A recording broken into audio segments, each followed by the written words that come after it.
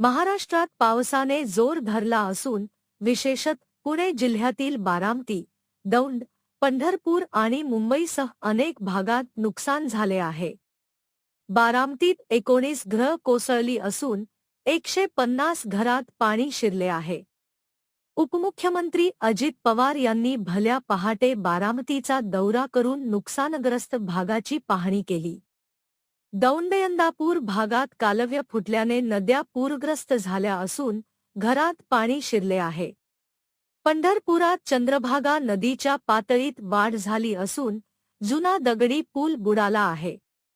मुंबईत पावसामुळे स्थानिक ट्रेन सेवा बाधित झाली असून भारत मौसम विभागाने मुंबईसाठी पुढील 3 तासात पावसाची तीव्रता वाढण्याचा इशारा दिला आहे. उत्तर महाराष्ट्रातील नाशिक, धुळे, जळगाव, नंदुरबार, अहिल्यानगर येथे